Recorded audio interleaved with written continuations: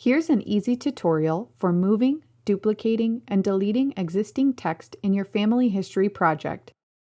First, create a new project or open the project that you'd like to edit. If you're working on a photo book, you'll want to click on this Edit button, which will take you to the editor. If you're working on a poster, you'll have edit access immediately. This demonstration will continue in the poster editor, but all of these tips and tricks will work in the book editor as well.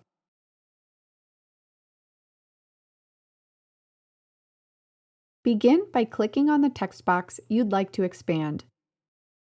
Position your cursor above one of the side blue squares until it turns into a double-sided arrow. Hold down the left-click button on your mouse and drag the box in or out to adjust the text box size.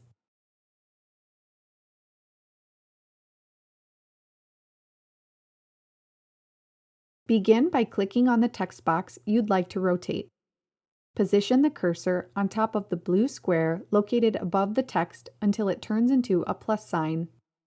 Hold down the left-click button and drag the mouse clockwise or counterclockwise to reposition.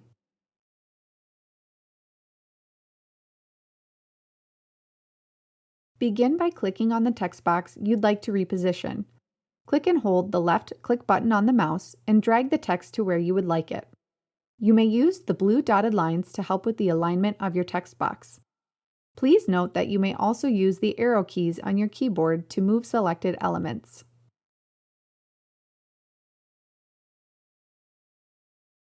Duplicating a text box is great for if you'd like to copy a style and just change out the information.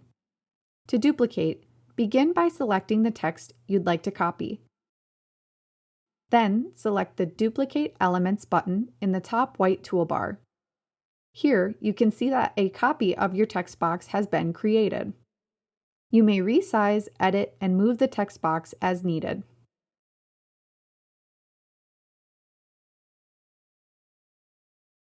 To delete a text box, click on the text box you'd like to remove and make sure it is highlighted with a blue box around it. Then, simply click the Trash Can button in the upper right-hand corner or press the Delete button on your keyboard.